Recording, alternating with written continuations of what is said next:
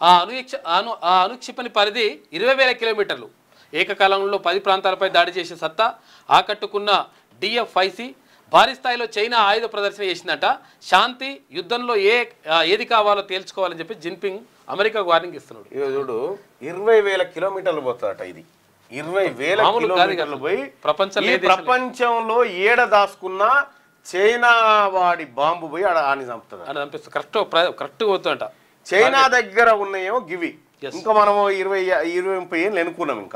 ఇంకా మనం 303 రైఫిల్ కాడ మనం ఉంటే వాళ్ళేమో ఇన్సాసులు LMGలు పట్టుకొని వాళ్ళు యుద్ధం చేసే కాలం అన్నట్టు. ఇక్కడ అదో అరివీర భయంకర అనుక్షిపణి పేరు DF-5C అణ్వాయుధాలతో అత్యంత ఖచ్చితంగా లక్ష్యాన్ని కొట్టేస్తుంది. పరిధి ఏకంగా 20,000 కిలోమీటర్లు. అంటే ప్రపంచంలో ఏ దేశం మీద దాడికైనా ప్రయోగించవచ్చు. ఏకకాలంలో 10 ప్రాంతాలపై గురిపెట్టి విధ్వంసం సృష్టించగల సత్తా దీనికి ఉంది. అత్యాధునిక గగనతల రక్షణ వ్యవస్థలను ఛేదించుకొని వెళ్ళగలదు. ఇక LY-1 లేజర్ ఆయుధం 8 చక్రాల HZ-155 సైనిక ట్రక్కుపై బిగించి ఉంటుంది. శత్రు దేశాల ఆయుధాలు, ఆప్టికల్ సెన్సార్లు, పరికరాలను సమర్థంగా ధ్వంసం చేయగలగడం దీని ప్రత్యేకత.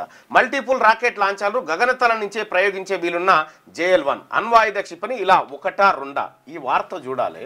ఇక్కడ ఆయుధ ప్రదర్శన, చైనా ఆయుధ ప్రదర్శన చేసి చైనా దగ్గర ఏమున్నాయి అనేది మన తాన పేరు వట్టిదే. ఇక్కడున్నటువంటి విదేశాల్లో ఒక ఆయన ఎవరు ఈయనుండుగా టెస్లా ఎలాన్ మస్క్ ఉండు కదా.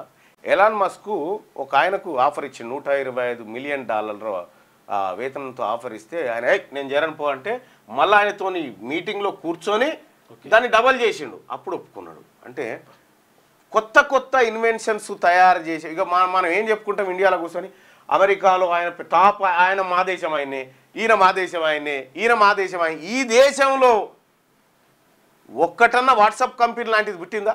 మనం ఎందుకు ప్రోత్సహిస్తాం? ఒక్క కంపెనీ అయినా మనం ఉన్నాయా? మనం తయారు చేసిన మనం ఏమీ లేదు. వచ్చే జన్మల పుణ్యం జరుగుతుంది. రాగి చెట్టు చుట్టూ తిరుగుతామా? ఇట్లా వచ్చే జన్మ ఈ జన్మ తీసిపెట్టి వచ్చే జన్మ చుట్టూ తిరుగుతాం. మనమేమో గీడున్నాము, వాళ్ళేమో గాడున్నారు.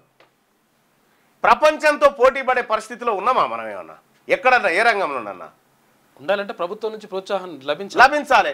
ఈడ చదువుకున్నటువంటి వాడికి IIT వానికి ఇక్కడ చదువుకునేటువంటి మన పెట్టుబడులు ఏముండయి, ప్రోత్సాహకాలు ఉండయి. నీకు సపోర్ట్ చేస్తాం, ఇక్కడ కంపెనీ ఎస్టాబ్లిష్, ఇవి ఏమి ఉండయి.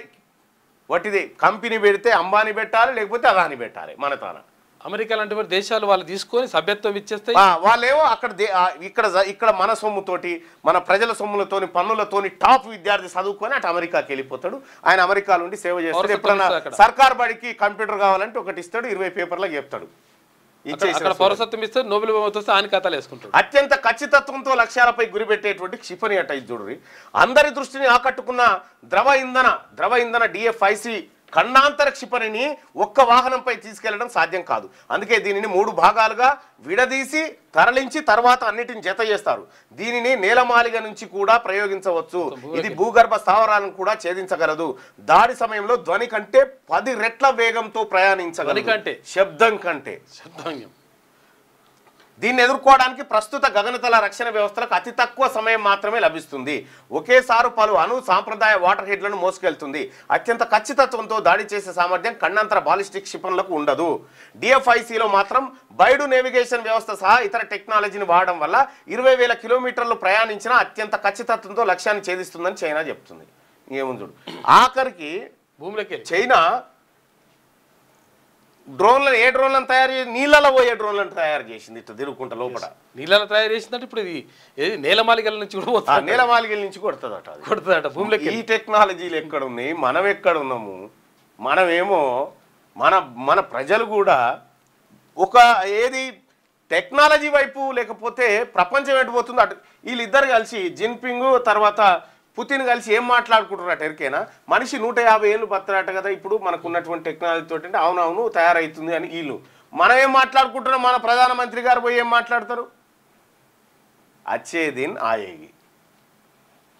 ఒట్టిదే. వాళ్ళతో కంపేర్ చేస్తే మన తాన రాజకీయ నాయకులు ఈ దేశాన్ని భ్రష్టు పట్టించారు. టెక్నాలజీని ఎంతో డెవలప్ కావాల్సినటువంటి దేశం ఇది.